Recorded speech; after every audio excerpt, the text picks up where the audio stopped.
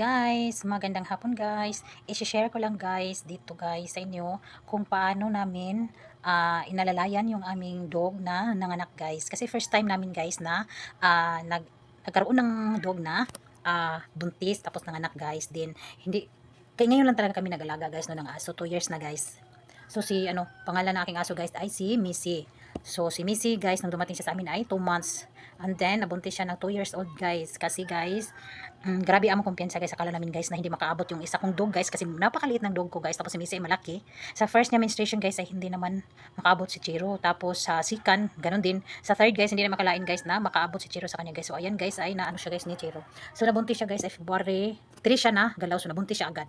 Then nanganak siya guys ay 60 days kakagabi guys. So nanganak siya kagabi guys. Ang bilis lang yung mga nanganak guys kasi tatlong puppy guys ay 1 hour at 10 minutes lang niya natapos na ilabas guys. Paglabas ng isa guys, yung maliit kasi ang naguna na lumabas guys. Then ilang minuto lang guys ay sumunod din yung isa. Oo, sumunod yung isa. And then yung pangatlo kasi tatlo lang sila guys. Yung pangatlo medyo natagalan pero hindi talaga masyadong matagal guys. So yun, natapos siya sa pagpalabas sa kanyang mga anak guys ay 1 oras at saka 10 minutes lang guys siya natapos guys. So very good yung aming Missy guys. So ayan guys, ipapakita ko sa inyo guys yung video guys kasi nakunan ko guys pero hindi lahat. So ipapakita ko sa inyo guys kasi first time kami na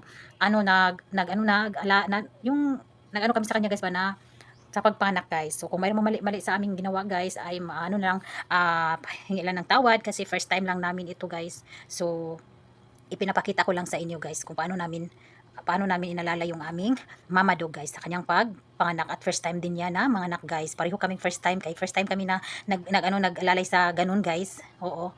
Then first time din niya. So ayan. So ipapakita ko sa inyo guys kung paano namin siya inaalalayan. So ayan. Very good mas ang baby oy. Kadyo tra man ang kuan. Kuring so. Karigamay ra. Tani Chiro. Trapoy no. Saan to? Dali rin siya muna. Kagagmay na yung bata oh. Trapoy dayon ang gamay ang kaduha na ni gawas.